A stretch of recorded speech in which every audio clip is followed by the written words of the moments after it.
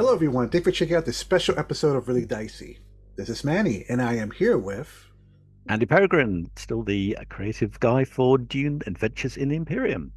Yes, and today we're going to talk about let me make sure I have the title right, Fall of Oh, the yeah. Imperium Campaign Sourcebook. Yes. Uh, this is the one that it's not really something I've been keeping quiet about. It's one I really wanted to do when we first started the line. I'm very pleased we got to actually do this. So, So, this is something that's very interesting. Now, how did this project come to be exactly? Because I know sometimes when it comes to the IP, it could be tricky. And in this book, you have like images of the actors that are involved in the new Dune movie. How did this all come about? okay, well, it's from two things really, and two of them are my favorite things about doing this sort of setting. And now I have a certain amount of creative control. It was like, right, I want to do a book like this because when you've got a setting like Dune or Lord of the Rings or Star Wars or anything like that, one of the things you really want to do is get into all these amazing stuff in the books or the films or the movies, all these incredible things that made you fall in love with it in the first place. But it's also a little difficult because those plots and encounters are all driven by obviously the heroes of those stories that you've already seen. You don't want to actually play those guys. You want to play your own characters, but also you want your players to have agency and get involved in things. So, what are the purpose of this is to allow your characters to get involved in all the events of Dune, all the bits you love, all the exciting moments and from the books and now the films as well, and but have your players involved in where you can meet these characters and get involved with what's going on, but it's still very much about the player characters and what they are going to do. And it mostly came for the thing that inspired me to want to do something like this for Dune, particularly was Paul's line in, I think it's in the Lynch movie, but it's probably also in the book. I can't remember, where he says to the Emperor, the assembled houses of the Landsraad are above Arrakis watching what we do now. And that always inspired me thinking, well, what if your players are those houses? What is going on up there? What's actually happening out there among the great houses who are now starved of spice, who are angry at the Emperor, who are terrified of the Emperor, who are frightened of Paul? What are they doing? It must be chaos. And as you'll find out, it is. But I wanted to tell that story and get involved in that and put your players right in the action of what they will have seen in the movie or read in the book, particularly because we're going to get a lot of new people watching the movie and going, oh, what's this Dune thing all about? And now they'll see this and go, oh, I can get involved in that. I know that. That makes sense. And oh, I can be part of that cool stuff I've just seen on the screen in the cinema. So hopefully it's going to appeal on a lot of different levels there. Hmm. Now, this book, how much of the source material does it contain? Does it contain all of the first Dune books? Um, just so people are clear about how much this covers. Well, we're a mixture. We pick up the story pretty much at the start of the first book when things all start gearing up. So obviously part of this is the fall of House Atreides is one of those parts. You've seen that in the first part of Dune. And then we move away from Arrakis itself into the greater universe and find out what's going on. When everyone thinks the dust has settled, they'll think the Harkonnens have taken control, House Atreides is gone, it's all over. Yeah, there's some murmurings in the deserts of Arrakis, but that's just the peasants. We're not really listening to them. But then they start noticing some odd things going on, like, the Harkonnen are being a bit cautious about sharing their details of how much spice mining is going. Spice seems to be a bit rarer. There are all kinds of things going on. And as it says in many things, all eyes turn to Arrakis, and that is going to include your player characters. But we take you through all of the events of Paul's ascension and say, so beware, there may be some spoilers in here for the second film, obviously, or if you've not read the books. But we take beyond that into what happens in the aftermath. So it's designed to take your entire campaign through solidly into the era of Paul Muad'Dib in charge of things. And so, as part of that, you have to deal with Fremen legions threatening to destroy your entire planet or that of your friends. There's a lot of tidying up to do at the end, and this is all part of how we've balanced things beforehand, because you as a player may know, oh, the Atreides are going to do well out of this. I'll just stick with them. Well, if you do that, the Emperor isn't going to be very pleased with you when you start talking about how you're still loyal to this dead, lost house. Um, Now, it might do you well if you survive to the rise of the Atreides and the return of the Atreides. Yeah, you might be fine, but you might not survive that long if you're going to stick to these guys that everyone thinks is dead and gone by then. So it's there's a lot of things your house is going to have to balance up with what decisions and choices you've made, and depending on who you didn't want to destroy your planet and who was upset with you as time has gone on throughout the adventure. So there's a lot of allies and enemies to be made, and who they are might swap over as time goes on, depending on how you play the cards you've been dealt in this adventure. Hmm. So before I talk about, I talk to you about each section here, which I love that it's not called like a chapter; they're called acts. I love Yeah. that. It makes it feel really epic. But before I get into that, I have a question to ask you about.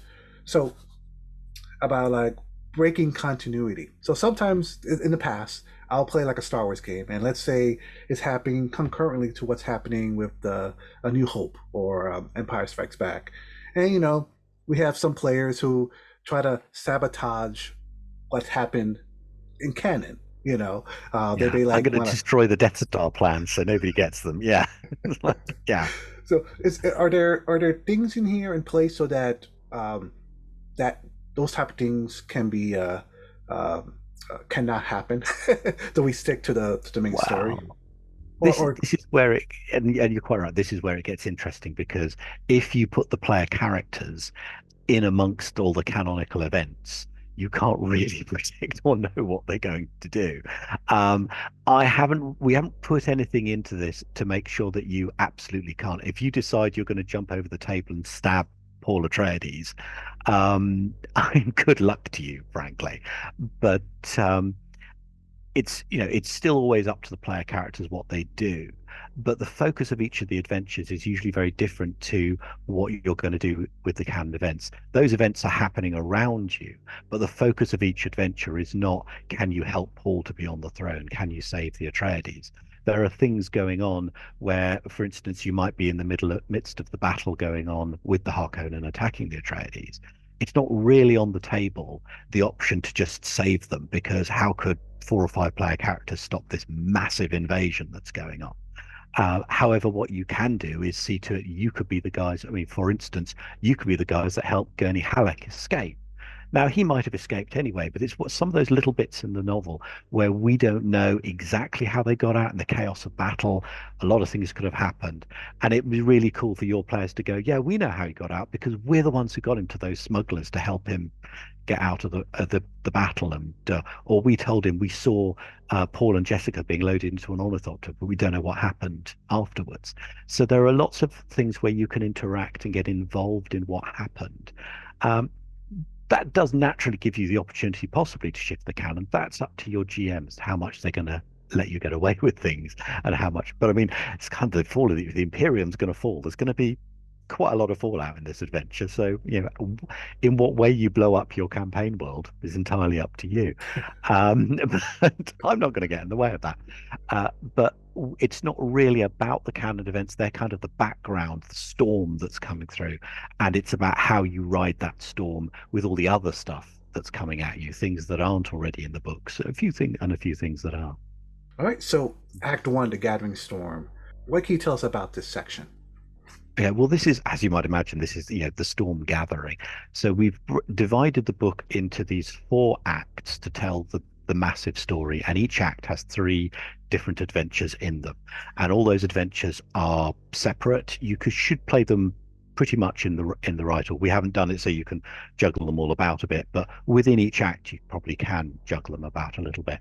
And the Gathering Storm is about the fall of the Atreides and the whole unsettling of what's going on. It's all the setup stuff. What happens?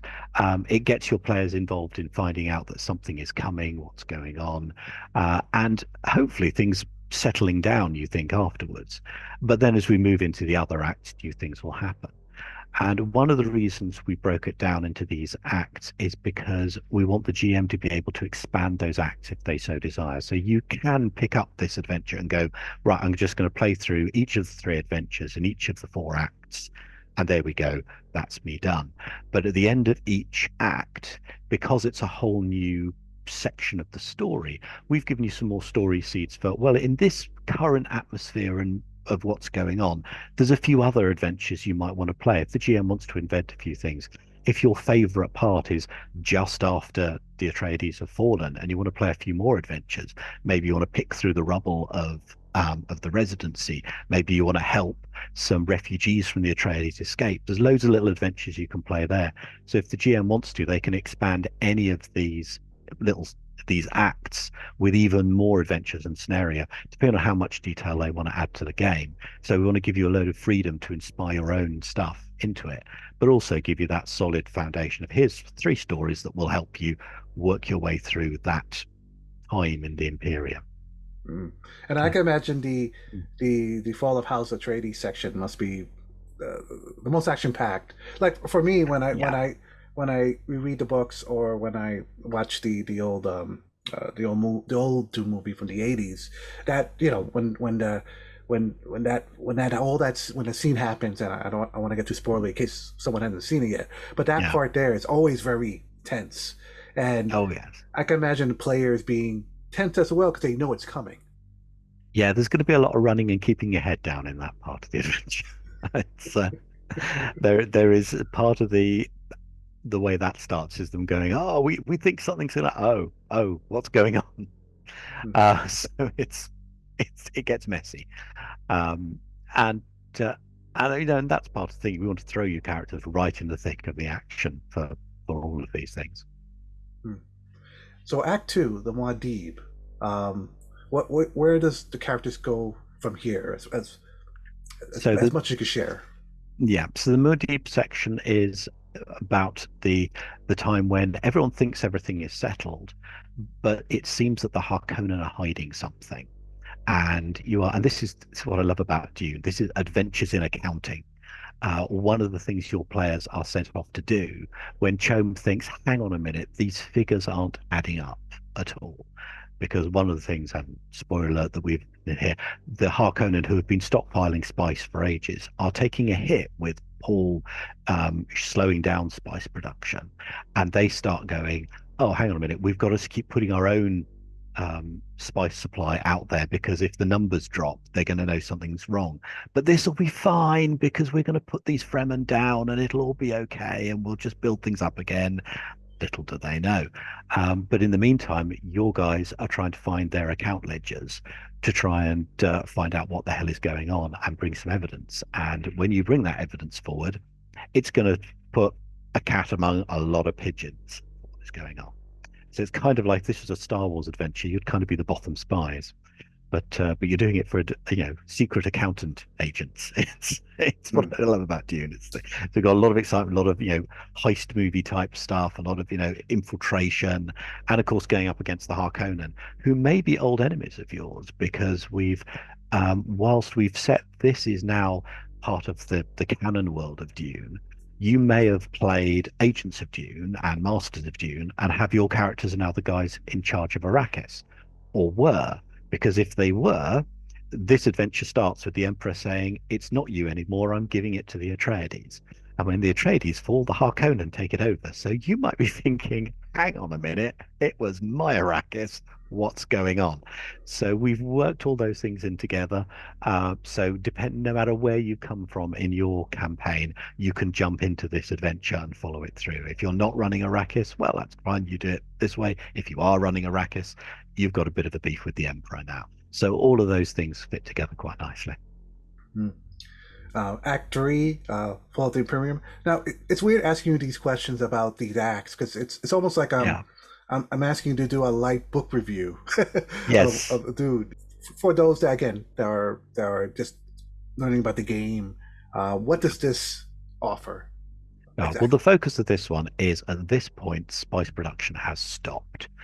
Some people know why, some people know what's going on, and everyone is going crazy. There is pressure on the Emperor, there is pressure on the Harkonnen, and in part of this one, your characters are you kind of inveigle your way into, as the guys who figured out some stuff, you inveigle your way into the Emperor's court, and you kind of become his hatchet men. He asks you to go and do some stuff for him to get involved in what's going on. At which point you can choose: are we going to get involved with the Harkonnen and try and help them out here? Are we going to do what the Emperor's told us to do? Oh, hang on, it looks like there's this Modib guy. He actually looks like he might have something. Maybe we can help him while we're working for the Emperor. What can we do? But at the same time, everyone is going crazy because there is no, the spice supplies have stopped. And there's no hiding anything anymore. So it's an incredible time. It's one of my favorite parts of that campaign. And of course, you end up with the final part of that act brings you to the big confrontation on Arrakis with the Emperor and Paul and the Fremen legions. And that, of course, is all coming out towards the end of the first book and the end of the second movie that's coming out. So that one, of course, if you thought it would quite messy when the House Atreides fell, we're going to have the Emperor falling in this bit, and you're again right in the thick of all of that stuff going. I don't want to spoil exactly how you get involved, but there's a lot of plots where you are the one standing in the throne room, watching this stuff happen and being part of the reason it has happened. So there are things like, have you snuck Fremen in infiltrators in the right places? Have you got them close to the Emperor? What have you been responsible for? Is a big part of this adventure. And again, it's with all the big NPCs. You're there in the room with Alia, the Baron Harkonnen, the Emperor. Everyone's there. So there's a lot to see. And of course, we do add guidance for if your players are on the deck. We don't go through all of the political conversations of Paul taking over, because that's really a conversation between a lot of NPCs. But we have broken that down so when the dust settles on all the cool fighting and investigating and treachery and backstabbing that goes on, that's when the GM can then decide to how many of these set pieces they want to bring in and then what they want to involve to get the players involved in some of the beats and see this stuff actually happen. But they're going to be in place to get involved in anything they want to at the end of this one. Mm. Now, Act Four, War Across a Million Worlds. I think most new fans of Dune may not realize that there's so much more after the first book. There's just, Yeah. oh man, I don't know. There's enough videos to Yeah. discuss what happens afterwards and all the oh man, all the lines of story and adventure.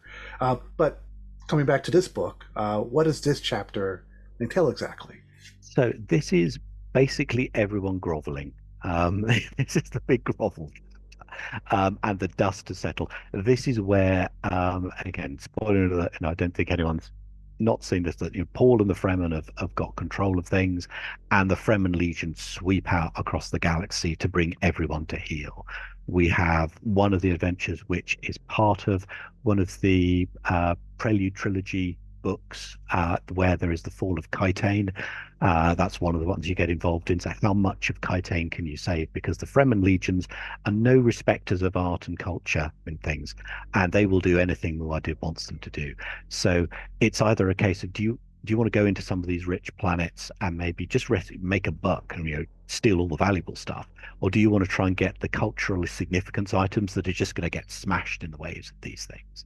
But it's about your house trying to find its place in this new imperium, one where they may be called upon to speak for or against friendly houses who have been told, oh, they are anathema to Paul's new regime, and you might be sent in to be the ones to tell them the Fremen legions are going to wipe their planet of sterilize it of all life, unless they do as they're told. And in fact, the same thing might come to your house as well if you're not careful, because there is this horrific storm that is just barely held back by the new emperor. That if you say the wrong thing at the wrong time, say, oh, that Muad'Dib, I'm not a fan of his, you could have a legion of Fremen swarming and destroying your entire planet in moments, and everything is on a knife edge. So there is a lot to settle for your house's position, and your home planet, say entire planets, are going to be at risk in these last few adventures. And again, it's a thing that you can get again, your GM can expand this section as well and put more in, because the whole war across a million worlds is lasts quite a while. There's a good few months before anything is really under control. But of course, this is also a time to start making deals with the Bene Gesserit, the Guild, people like that, who still want to see things go back to the way they were, because it's never entirely happily ever after in Dune. It's one of my favorite things about Dune Messiah, which is my favorite book of the series, is that it takes that end and doesn't say, "Oh, it all finished. He's the emperor. There we go. That's all done." Dune Messiah is about what happens after you think everything is over, and because there's so many people that don't want things to stay as they are, and they want things to go back to how they were and get their old power structures back together and the like. And there are conspiracies everywhere. It is not, despite Paul being quite a ruthless leader in many ways, he's not as in control as he might seem to be, and there's just so many things ready to just crush you at a moment's notice.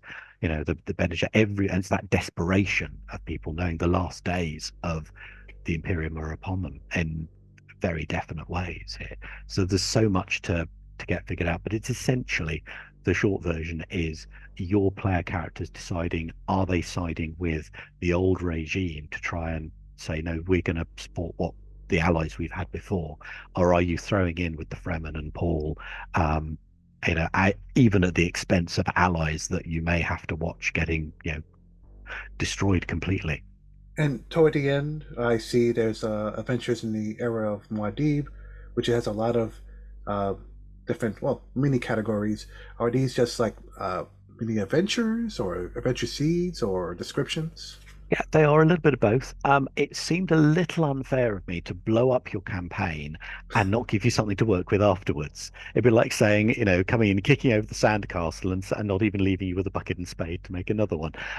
So what that chapter is about is to give you a load of more detail about how you're constructing adventures in the era of Muad'Dib, in the what has changed, what is going on.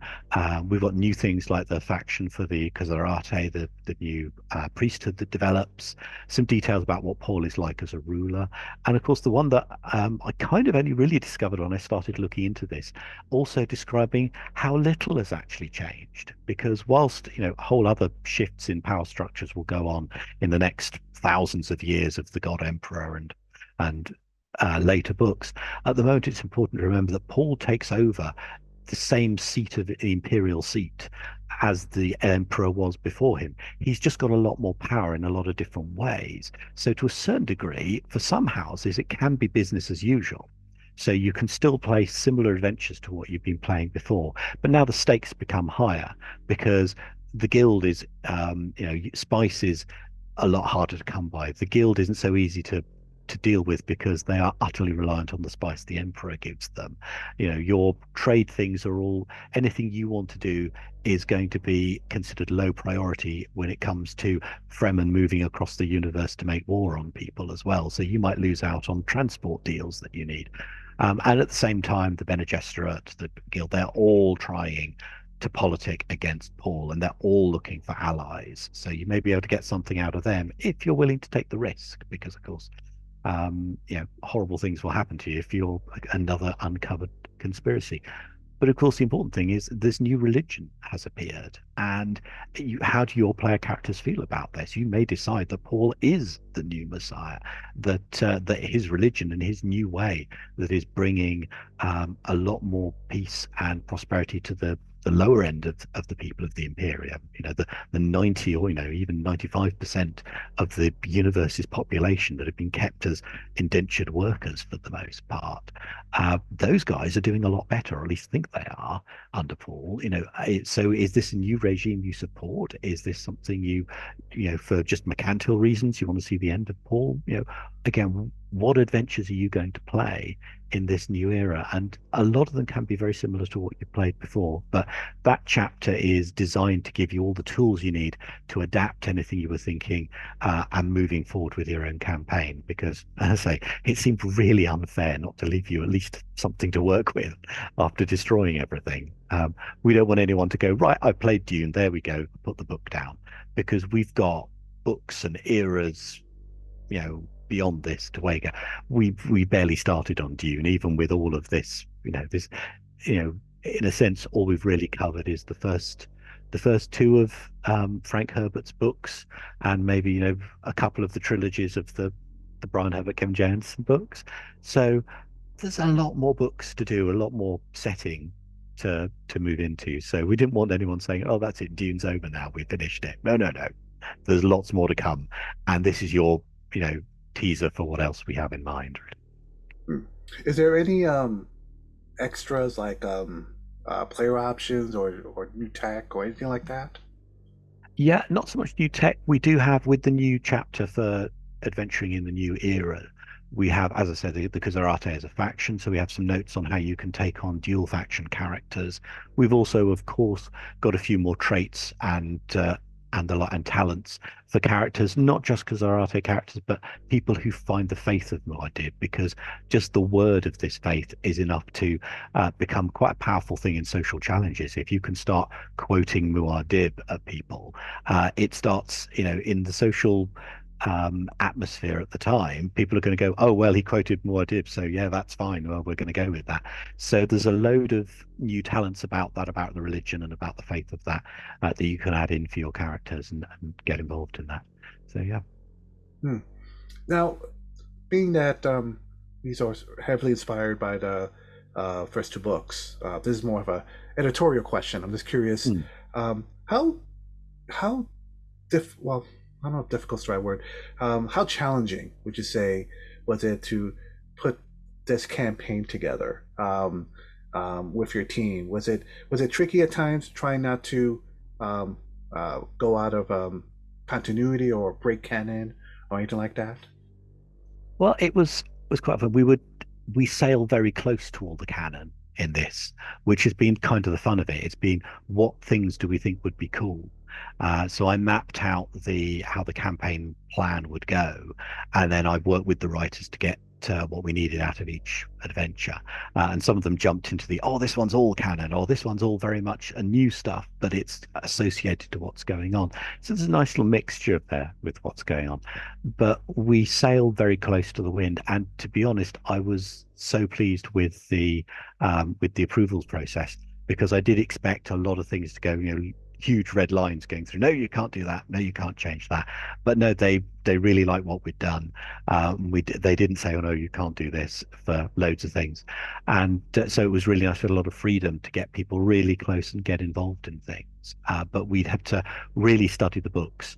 We had to go back and again things like, all right, if we're going to involve the players in this, I need to reread that section and go, right, what exactly happens, and make sure we didn't cross over anything and go, oh no, no, that doesn't happen this way in this. If you read the books, your characters will be very much in the thick of things that are just simply not mentioned. You're the paragraphs that can fit in between pages of the books quite easily. And so it was a little tough to do that, but it's not a hardship to go back and read the books again, because they're awesome. So, it just took a little bit more research. We didn't have the same freedoms, but it was also a lot of fun to go back into the book and see what we could bring out of the gaps in between, which is what a lot of role playing is trying to do with any setting. And it just seems such an amazing opportunity to take people into the book and into all of those events and play through them. It's something I'd always wanted to do with things like Lord of the Rings or Star Wars and anything. And it's so nice to be able to do this with a setting. I love that as well. So yeah. Hmm. And the artwork, I think that what catches me. I'm sure it's going to catch a lot of fans as well. Is that you're actually using, the actors from the movies as part of the artwork, or at least Well, inspired by less them. less so. Very much inspired, but we have a very awesome um, brief for our art, where quite often in these things, either you can only use stuff from the movie or the book, or you cannot use anything from it, and you've got to be completely different. From the very start, we've been in the extraordinarily lucky position of being able to be inspired by the film. So when in the early stages, we got to see a little bit of what the general style of the film would be, which was awesome to see, and we've matched our styles on that. But if we diverge from that, we don't get told this is wrong. We've matched some of our characters to descriptions in the books and how we've fitted them together. we tended to avoid specifically describing particular characters because obviously if we say this is our version of Baron Harkonnen, that's something they also want to approve and check, and quite rightly so. So we also focused on some of the new characters, but obviously you can see from the cover we've got a lot of things inspired by different people. But some things you might notice some of the details. So if you look at the cover, we've got a woman in an orange gown, very similar to what Jessica wears in blue in the movie.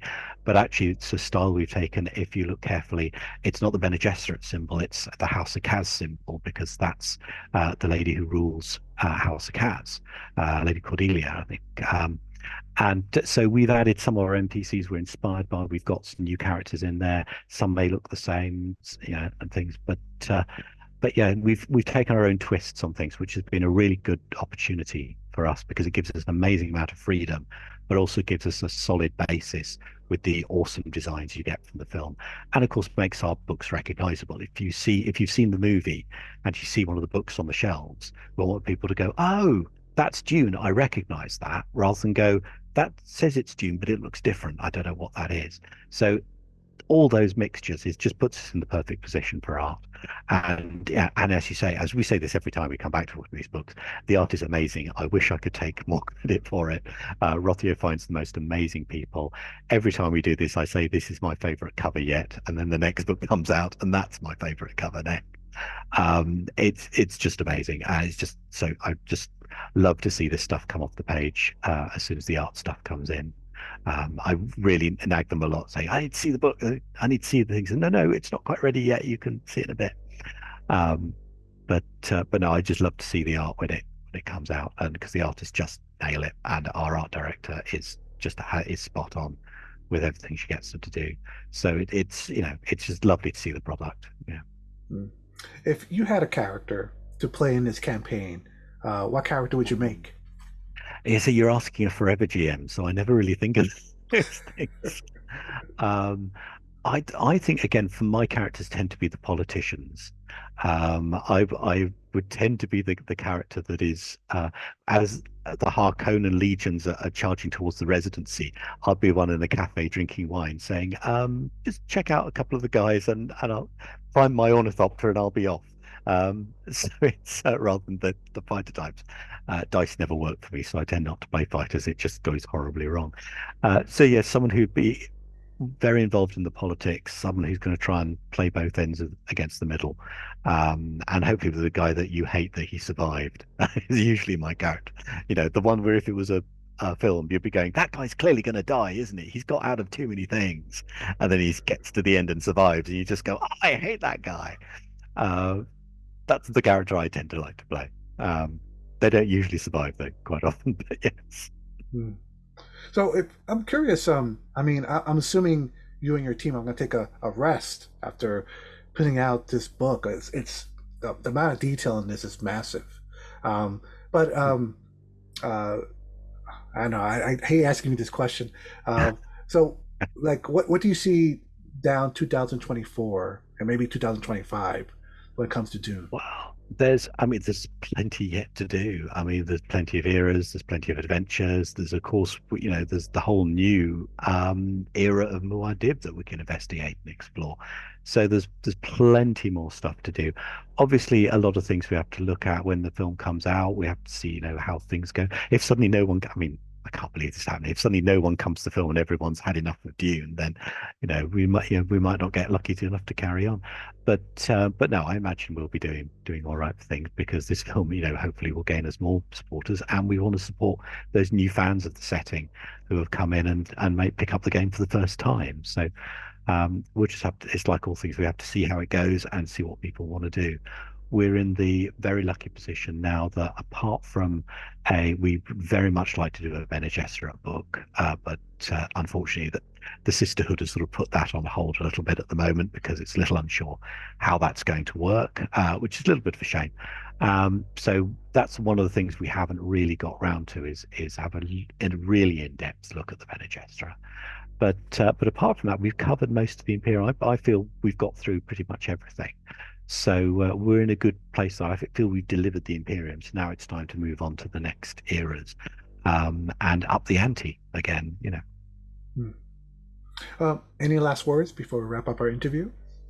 No, go see the movie. It looks incredible. I can't wait. And check out the book. And I enjoy playing Dune.